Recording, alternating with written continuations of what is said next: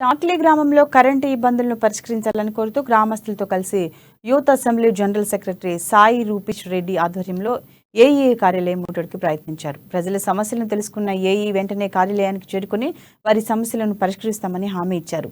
గత కొన్ని సంవత్సరాల నుండి టాక్లీ గ్రామంలో సింగిల్ ఫేజ్ ట్రాన్స్ఫర్ పై లోడ్ పడటంతో రాత్రి వేళల్లో కరెంటు లేక గ్రామస్తులు అంధకారంలో ఉంటూ చాలా ఇబ్బందులు ఎదుర్కొంటున్నారని సామ రూపేష్ రెడ్డి చెప్పారు. ప్రస్తుతం ఈదురుగాలులు వర్షాలు కురుస్తుండటంతో విషపురుగులు తిరిగే అవకాశం ఉందని, ఏదైనా ప్రమాదం జరిగితే ప్రజల ప్రాణాలు కోల్పోయే పరిస్థితి ఏర్పడుతుందని చెప్పారు.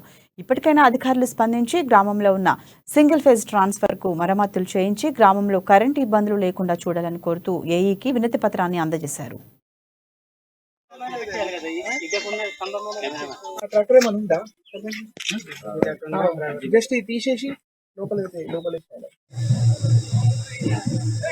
గ్రామంలో ట్రాన్స్ఫర్ మీద లోడ్ ఎక్కువ పడడంతో గ్రామంలో రాత్రిపూట కరెంటు జంపర్ లేసిపోవడంతో చాలా ఇబ్బందులకు ఎదురవుతున్నారు.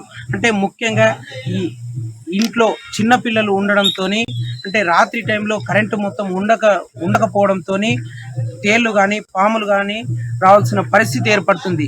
ఇప్పటికే మరి ఈ కరెంటు ప్రాబ్లం ఉందని మండల ఒక నాలుగు నెలల నుంచి మా చిన్న డీపీ కాలిపోయి ఉన్నది. మళ్ళా పెద్ద డీపీ జంపర్ కాడ మాకు 4 సంవత్సరాల నుంచి అది ఏమైనా వైర్లు తెగిపోయి పడినా మాకు ఈడ సబ్ స్టేషన్ కాడ ఫోన్ చేసి ఆఫ్ చేసే వరకు మాకు ఆడ ఏదైనా చేయరాస్తలేదు.